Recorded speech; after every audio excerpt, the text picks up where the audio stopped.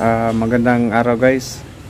Sa video na ito, papakita ko sa inyo kung paano ikabit ang wheel hub ng isang Mitsubishi Strada 2010 model. Pero bago tayo magpatuloy guys, kung bago ka pa lang sa channel na ito, paki-subscribe, paki-hit yung bell icon para ma-notify ka sa susunod kong videos.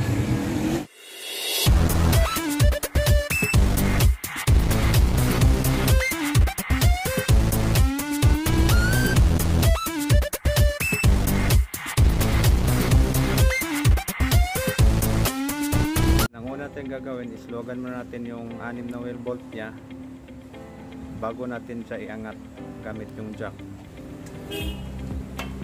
Ang proseso na ito guys, ang papakita ko sa inyong paraan ay walang, kumbaga DIY lang siya, wala tayong gagamiting puller. Papakita ko sa inyo kung paano tanggalin siya na walang puller.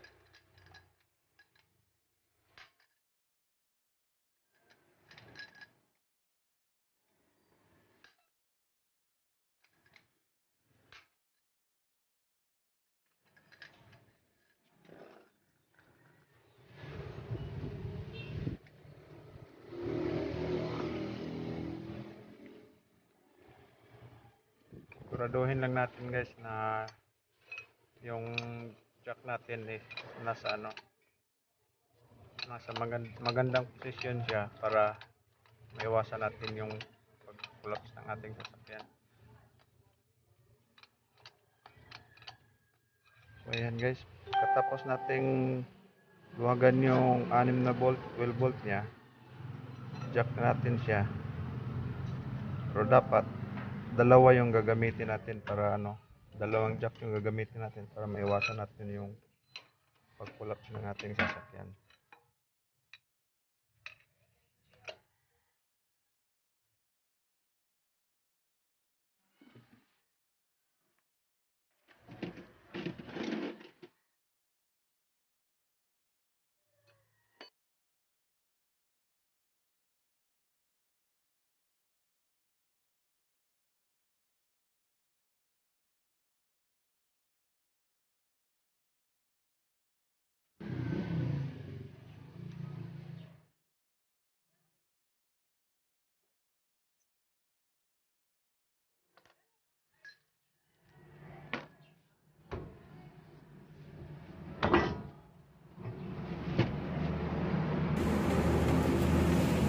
Pagkatapos nating tanggalin yung gulong niya, ang isusunod nating tanggalin is yung holder ng brake hose niya.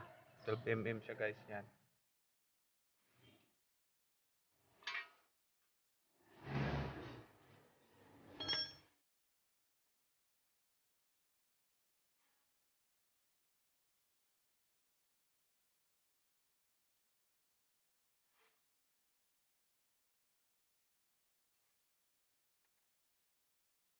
Pagkatapos nating tanggalin yung holder ng brake hose niya, ang sunod nating tatanggalin is yung caliper bolt niya.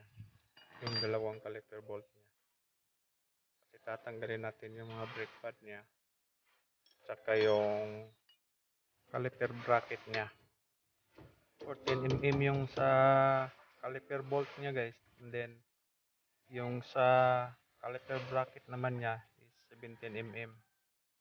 Back wrench or socket ang gagamitin natin.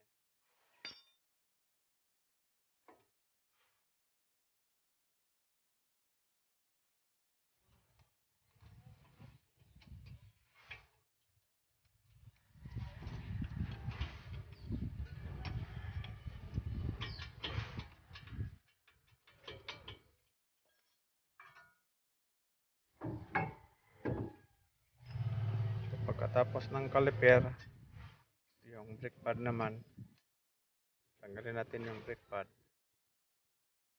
And then yung caliper bracket niya, sunod.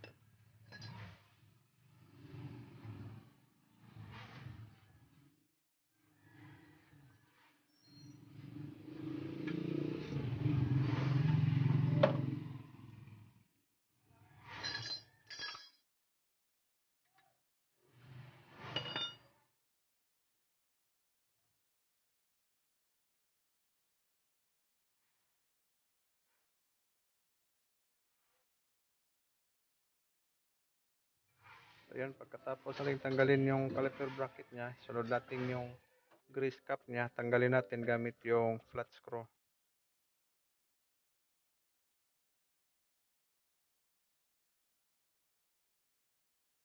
Then tanggalin din natin yung split pin niya.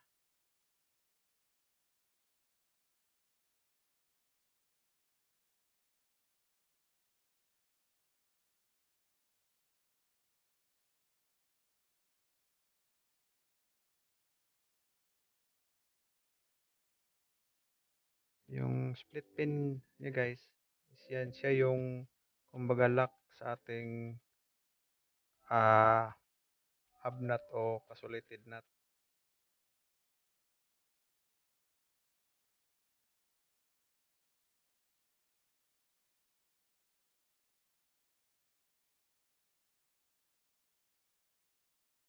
Yan, pagkatapos nating tanggalin yung split pin niya, is yung hub nut naman yung tatanggalin natin o casulated nut.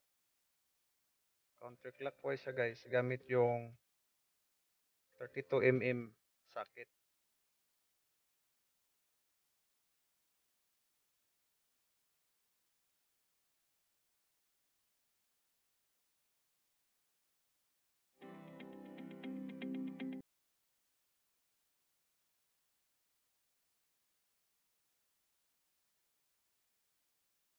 Pagkatapos nating tanggalin yung nut, tanggalin natin yung washer niya.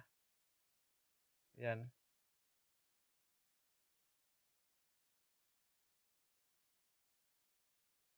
So, yan. Pagkatapos is yung stub axle niya. Yung stub axle niya guys is ano lang, hindi mo siya masyadong pirsahan kasi napakadali lang niyang tanggalin. Yan. So yan, natanggal na. So ang susunod nating tatanggalin ay itong 4 na bolt na ito. Yan. 17 mm siya guys. Counterclockwise din yung pagtanggal niya.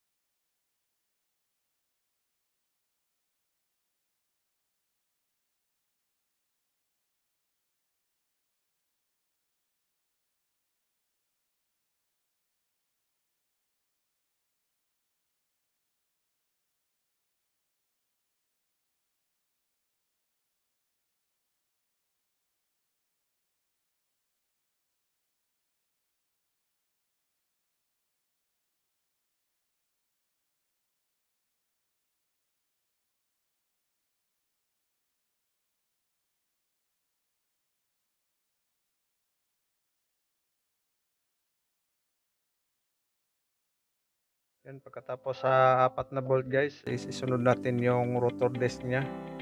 Kung may WD-40 tayo, mas maganda, sprayhan muna natin yung in between rotor disc niya at saka yung wheel hub niya. Pero kung wala tayong WD-40, so pwede na rin yung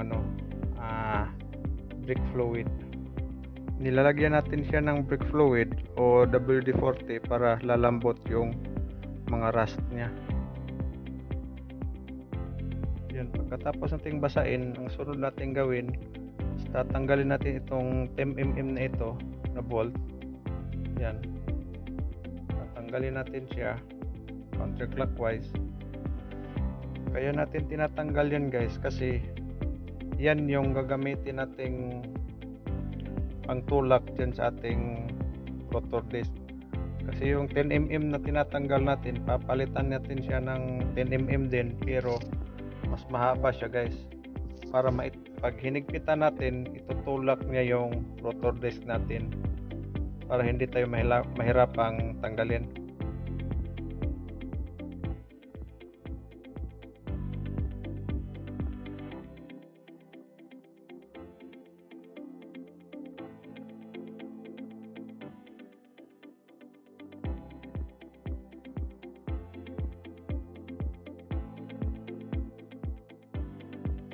Ayun guys, pag mahigpit na siya, so ang susunod natin gawin ay alalayan natin siya ng kaunting pitik para matanggal yung rotor disc niya.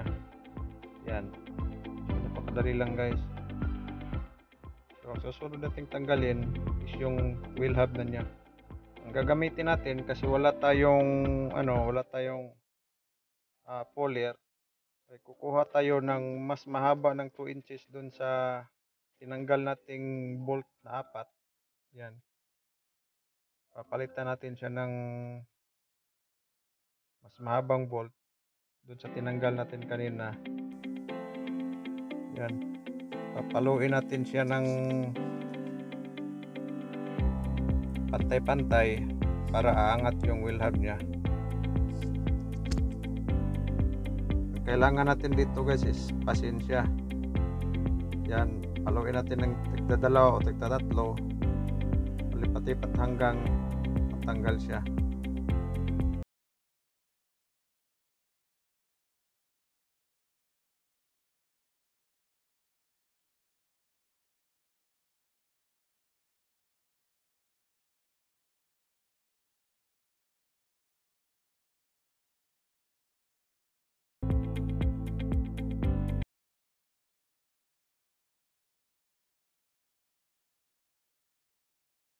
So yan guys, yan yung paraan ko kung paano tanggalin yung wheel hub kahit wala tayong puller.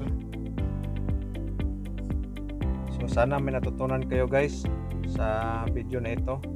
Abangan nyo nga pala yung part 2 kung paano ikabit yung wheel hub nya. Kaya paki-subscribe, paki-hit yung bell icon para ma-notify ka sa part 2 ng video na ito.